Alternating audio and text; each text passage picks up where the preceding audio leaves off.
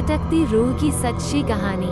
भूत प्रेत के किस्से सुनने में बेहद रोमांचक और दिलचस्प लगते हैं, लेकिन क्या हो जब ये किस्से सिर्फ किस्से ना रहकर एक हकीकत की तरह आपके सामने आए।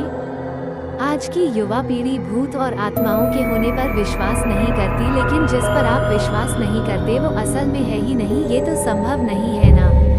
आज हम ऐसे ही भूतहा स्थान से आपका परिचय करवाने जा रहे हैं, जिसके बारे में कहा जाता है कि इसका निर्माण स्वयं एक आत्मा ने किया था।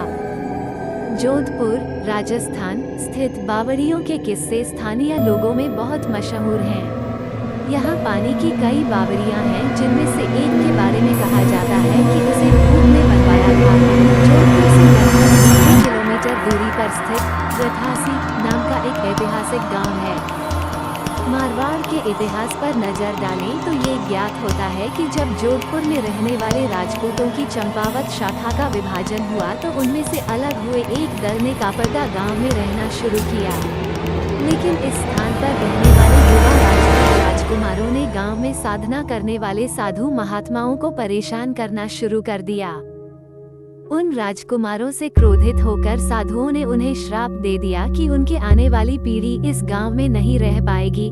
साधुओं के श्राप की बात जब राजकुमारों ने अपने घर में बताई तो सभी भयभीत हो गए और उस गांव को छोड़कर चले गए। इस गांव को छोड़कर वो जिस गांव में रहने के लिए गए उस गांव का नाम है रथासी गांव। ये जोधपुर से लगभग 90 किलोमीटर की दूरी पर स्थित एक ऐतिहासिक गांव है। इस गांव में एक बावड़ी है जिसके बारे में कहा जाता है कि वो भूतों के सहयोग से बनी है, अर्थात उस बावड़ी को बनाने में भूत प्रेतों ने गांव वालों की सहायता की थी। ठाकुर जय सिंह के महल में स्थित इस बावड़ी को देखने के लिए लोग दूर दूर से आते हैं। इस बावड़ी के विषय में ये कहानी प्रचलित है कि एक बार जब ठाकुर जय सिंह घोड़े पर सवार होकर जोधपुर से रथासी गांव की ओर जा रहे थे, तब रास्ते में ठाकुर साहब का घोड़ा उनके साथ साथ चलने वाले सेवकों से पीछे छूट गया और इतने में रात हो गई। राजा का घोड़ा काफी थक चुका था और उसे बहुत प्यास लगी थी।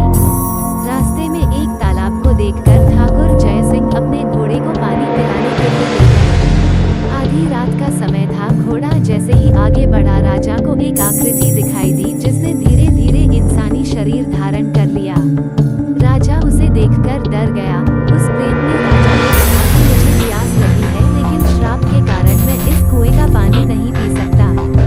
राजा ने उस प्रेत को पानी पिलाया और राजा की दयालुता देखकर प्रेत ने उसे कहा कि वह जो भी मांगेगा वह उसे पूरी कर देगा। राजा ने प्रेत को कहा कि वो उसके महल में एक बावड़ी का निर्माण करे और उसके राज्य को सुंदर बना दे। भूत ने राजा के आदेश को स्वीकारते हुए कहा कि वो ये कार्य प्रत्यक्ष रूप से नहीं करेगा, लेकिन दिन भर में जितना भी कमाएगा रात के समय 100 गुना और बढ़ जाएगा। उस प्रेत ने राजा को ये राज किसी को ना बताने के लिए कहा। इस घटना के 2 दिन बाद ही महल और बावड़ी की इमारतें बनने लगीं। रात में पत्थर ठोकने की रहस्यमय आवाजें आने लगीं। दिन प्रतिदिन निर्माण काम तेज गति से बढ़ने लगा।